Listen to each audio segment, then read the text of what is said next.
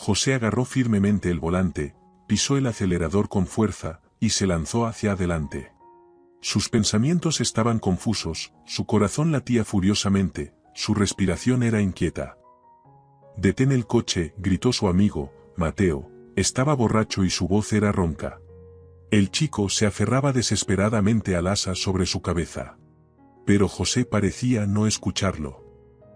«Frena, podemos estrellarnos», volvió a gritar Mateo. El coche se detuvo frente a la casa, José hizo una señal, las puertas del garaje se abrieron lentamente, y entró dentro. Solo ahora, cuando apagó el motor, se dio cuenta de lo que había hecho. El chico salió rápidamente del coche. «¿Qué demonios?», dijo Mateo, acomodándose en su asiento bajo su chaqueta. «Yo me quedaré aquí a dormir, tú vete». Mateo estaba tan borracho que no entendía lo que había pasado. José irrumpió en casa y se encontró con su padre. Guillermo ya se estaba preparando para dormir, pero al ver a su hijo, apretó los labios con sospecha. «¿Qué ha pasado?», su voz y su mirada penetrante eran frías. «Parece que acabo de atropellar a una chica, no se mueve», la voz de José temblaba. Guillermo no estaba tan conmocionado como debería haber estado en esa situación. «¿Estás hablando en serio?», el padre miró fijamente los ojos llenos de horror de su hijo. «A veces, con amigos, organizamos carreras por la ciudad de noche», continuó José. «Velocidad, adrenalina, emoción, hoy fue igual. Queríamos tomar una curva cortando camino para terminar primero. Por lo general, a esa hora no hay coches ni gente en la calle. De alguna parte apareció la chica, no pude verla. Cruzaba la calle fuera del paso peatonal y no tuve tiempo de reaccionar. La dejamos allí, en la carretera, y nos fuimos. Creo que necesito beber algo». Guillermo se sirvió un poco de buen whisky caro. «¿Qué vamos a hacer ahora, papá? ¿Me van a encarcelar?». «No quiero ir a la cárcel», José caminaba de un lado a otro en la sala de estar. «Voy a llamar al abogado, y tú date una ducha, trata de calmarte y ve a dormir. Tengo una conversación seria por delante». «¿Y qué pasa con Mateo? Está borracho y durmiendo en mi coche». El padre miró pensativo a su hijo. «Quizás la presencia de Mateo nos ayude. Puedes irte, he dicho que me ocuparé». La voz del padre sonaba firme, dando a entender a José que la conversación había terminado. Cuando el chico se fue, Guillermo hizo 2 llamadas. La primera fue al abogado. Luego, Guillermo llamó al jefe de seguridad que formaba parte del grupo de reacción rápida. Era a él a quien Guillermo llamaba cada vez que su hijo se metía en incidentes dudosos. Él ayudaba a resolver diversos conflictos y situaciones inusuales, que no se podían manejar con un abogado. Cuando llegó el jefe de seguridad, Guillermo no lo saludó. «Te pedí que llegaras primero al lugar, y resolvieras todo», comenzó. «Pero, ¿quién iba a saber que tu hijo también estaría allí?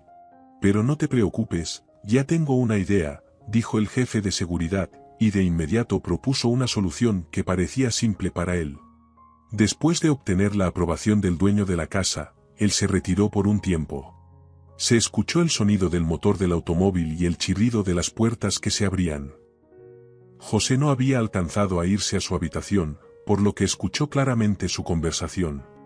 En ese momento, no le dio importancia al hecho de que lógicamente, según su padre, el jefe de seguridad debería haber estado esa noche en el lugar del accidente.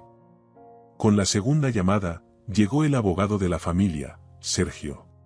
Mantuvo una larga conversación a puertas cerradas con Guillermo en su despacho, y pronto se marchó también. Toda la noche, José no pudo conciliar el sueño, la inquietud llenaba su alma. Miró por la ventana nuevamente, y se acostó en la cama con un suspiro pesado. La imagen de la chica inmóvil se formaba delante de sus ojos. José se revolvió en la cama durante mucho tiempo, y solo pudo conciliar el sueño al amanecer. «Despierta, cariño, tienes entrenamiento en 1 hora», dijo mamá con voz suave. Regina era una mujer inteligente. Sentía que había habido cambios en la vida de su hijo, pero no lo mostraba. José se levantó con dificultad de la cama, realizó todas las rutinas matutinas, y se miró en el espejo, se veía cansado y asustado. El joven bajó a la sala de estar, se sentó junto a su madre y miró fijamente al vacío, ignorando el televisor encendido. En ese momento estaban transmitiendo las noticias. José echó un vistazo rápido a la pantalla y vio una calle familiar. En el segmento de noticias se hablaba sobre un accidente. Margarita, una empleada del banco, estaba cruzando la calle en un lugar no autorizado cuando fue atropellada por un automóvil. Según testigos presenciales, el vehículo iba a alta velocidad. Es probable que el conductor no tuviera intención de detenerse para ayudar a la víctima. Según los informes de los expertos, Margarita estaba viva cuando el conductor se dio a la fuga. Su muerte fue causada por la pérdida de sangre. ¿Se deduce de esto que podrían haberla salvado pero optaron por no hacerlo? Alguien intencionalmente no le brindó ayuda o se asustó demasiado y se fue, continuó el presentador de noticias en su monólogo. José no escuchó hasta el final, se apresuró a vestirse y salir de casa. Su padre ya lo esperaba en la calle. ¿Dónde está mi coche? ¿Y qué pasa con Mateo? No he podido comunicarme con él toda la mañana. Guillermo abrió la puerta de su automóvil. Sube, tenemos que hablar. Hoy te saltarás el entrenamiento, ya he arreglado todo. José no discutió con su padre, se sentó en el asiento del pasajero y miró fijamente por la ventana frente a él. Después de un rato, llegaron a una casa de campo, el coche del abogado ya estaba estacionado en el aparcamiento. José frunció el ceño. Sergio sostenía una carpeta con papeles en la mano. Algo no estaba bien. Vamos directo al grano, empezó el abogado. Así que, José, tu coche ya fue encontrado, no será difícil vincularlo contigo. Pero tienes una coartada. Hace unos días llegaste a esta casa de campo para pasar tiempo en la naturaleza. En el momento del accidente estabas aquí. Tenemos testigos que confirman tu presencia en la casa de campo, así que no te preocupes por eso. En cuanto a tu coche, a veces lo prestas a tus amigos para usarlo. Esta vez no fue una excepción. Le diste las llaves de tu coche a tu amigo, Mateo. Él estaba al volante en el momento del accidente, no tú, concluyó el abogado. José palideció, él y Mateo habían sido mejores amigos desde la infancia. Pero eso es mentira. No se puede hacer eso. Es incorrecto, protestó el chico. No debería preocuparte, cortó el abogado. Por ahora, eso es todo lo que necesitas saber. Toda la información sobre el caso está aquí, le entregó al chico una carpeta con documentos. Debes recordar todos los detalles, hora, fechas, eventos. Asegúrate de estudiar todo antes del juicio. José sintió un agudo sentimiento de culpa. Pero Mateo será acusado por mi culpa en el accidente. No podemos hacer esto. Mateo siempre me ha ayudado, él me ha respaldado, exclamó José. Quédate aquí y no te metas en problemas, te traerán todo lo necesario, dijo bruscamente Guillermo y se fue con el abogado. José estaba aturdido, los observaba alejarse y no sabía cómo enmendar lo que había hecho. Por la noche, el chico esperaba ansiosamente el noticiero, nervioso y vaciando el bar. Finalmente, el presentador apareció en la pantalla. Hay nueva información sobre el trágico accidente automovilístico en el que falleció Margarita. La policía encontró el automóvil involucrado en el accidente. El vehículo está registrado a nombre del hijo de uno de los residentes más influyentes y ricos de la ciudad. Sin embargo, quien conducía en ese momento no era él, sino su amigo. Según la información preliminar, el joven estaba bajo la influencia de drogas y alcohol. Actualmente se está llevando a cabo una investigación. Mantendremos informados sobre los desarrollos. José se llevó las manos a la cabeza, sintiendo una mezcla de emociones. Por un lado, había evitado la cárcel, pero por otro lado, lo consumía la culpa hacia su mejor amigo. Unos días después, se conocieron más detalles. Según la versión preliminar, Mateo fue acusado de lo sucedido. Aquella noche, estaba bajo la influencia de alcohol y drogas, apenas recordaba los detalles del accidente. Mateo creció en una familia desfavorecida, su madre murió de una sobredosis, y su padre estaba cumpliendo una condena por robo a mano armada. El chico prácticamente quedó sin supervisión, viviendo con su abuela. Por la noche, la policía visitó a José. Les contó la versión de los hechos que había aprendido de memoria por instrucciones del abogado, y prometió comparecer en el tribunal si era llamado. Cuando el padre llegó a la casa de campo, José estaba borracho. Estaba sentado al borde de la piscina, con los pies sumergidos en el agua, bebiendo. Guillermo sostenía una tableta y una pequeña carpeta en sus manos. ¿Le dijiste a la policía lo que necesitaban?, le preguntó a su hijo. José asintió. Pero eso está mal, papá. He incriminado a mi amigo, y no estoy seguro de que no recuerde nada. ¿Y si comienza a hablar y a defenderse? No lo hará, el abogado se encargó de eso.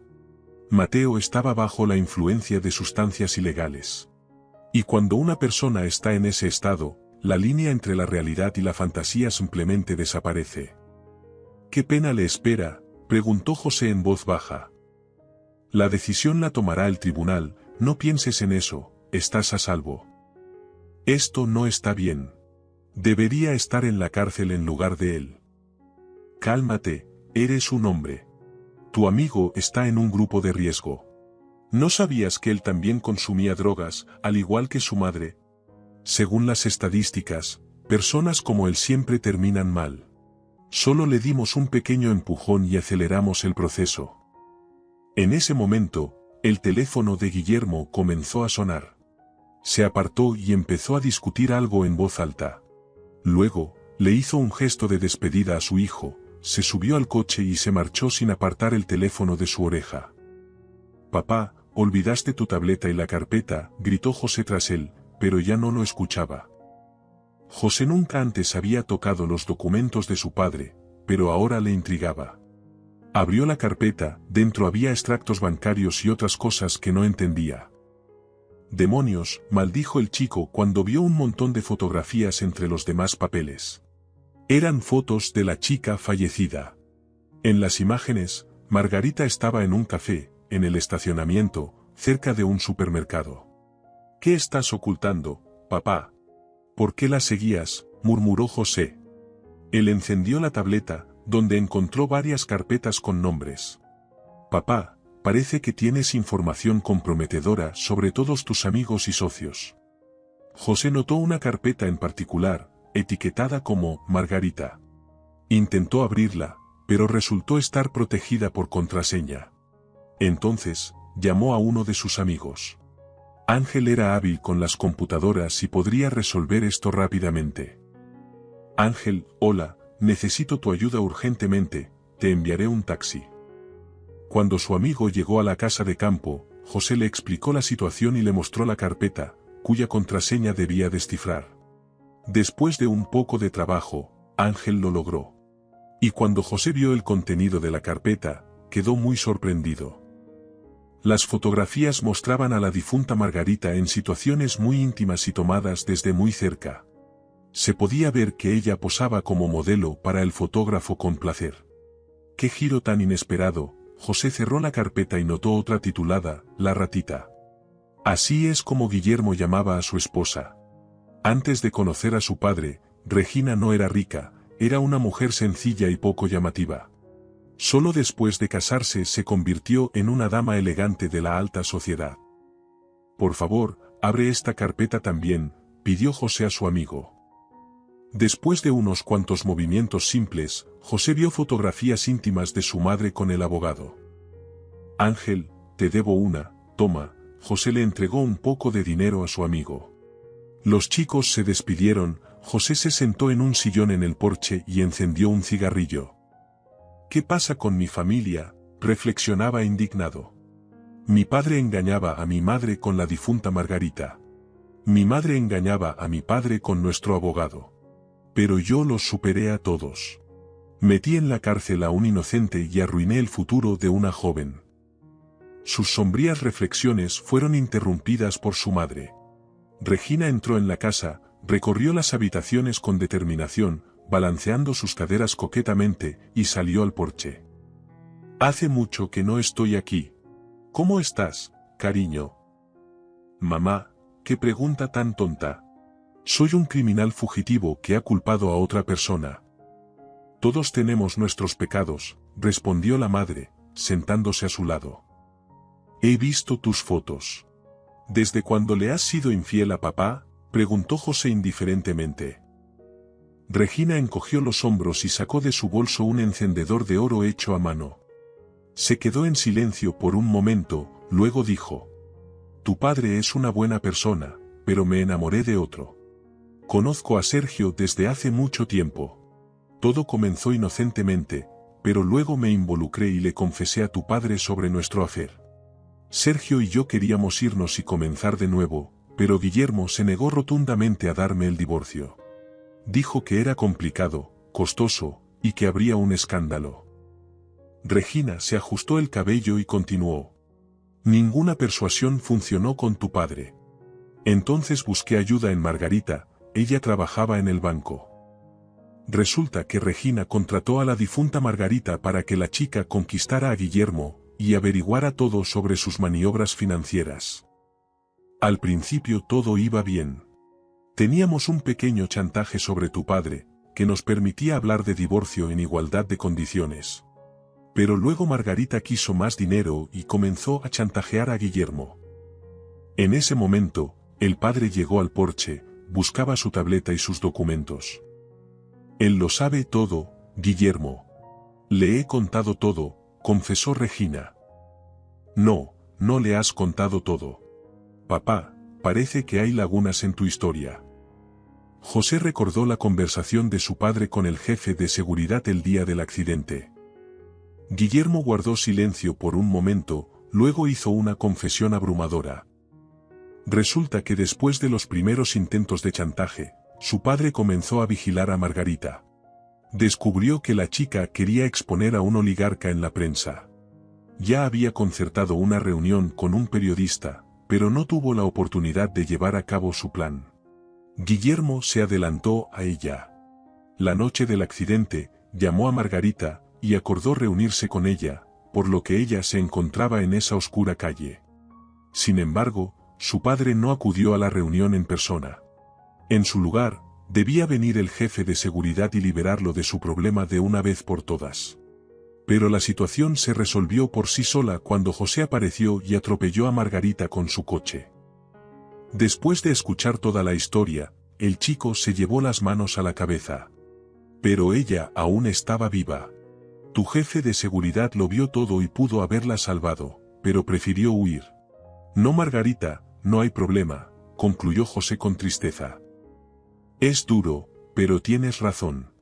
Ahora hablemos de tu caso, mañana comienza el juicio. Pueden llamarte a declarar. No te preocupes, no te pasará nada, me he ocupado de todo. Toda la culpa recae en Mateo. Con estas palabras el padre intentó abrazar a su hijo, pero él lo apartó. ¿Y qué se supone que debo hacer ahora con toda esta información? Mi cabeza está a punto de explotar. Me da asco, váyanse ambos. El juicio llegó a su fin. José evitó ser castigado, pero su mejor amigo terminó en la cárcel. Guillermo y Regina se divorciaron. Con la ayuda de Sergio, lograron dividir sus bienes y se mudaron a otra ciudad. José continuó atormentado por la culpa. Los sueños lo perseguían. Decidió ayudar a la abuela de Mateo, tratando de expiar su culpa. Incluso una vez fue a visitar a su amigo a la cárcel, pero Ángel se negó a tener una cita. José quería confesar que él fue quien causó el accidente, pero su padre lo puso bajo vigilancia las 24 horas del día. Intentó escapar para encontrarse con otro abogado y pedir ayuda para Mateo, pero su padre bloqueó todos los caminos, congeló sus cuentas, colocó guardias y lo encerró en la casa de campo. Ahora esa casa se convirtió en su propia prisión. Pero incluso en esas condiciones, la existencia de José superaba la de Mateo tras las rejas. José se consumía por la culpa, que lo devoraba desde adentro. Ahora su vida se había convertido en su propio infierno.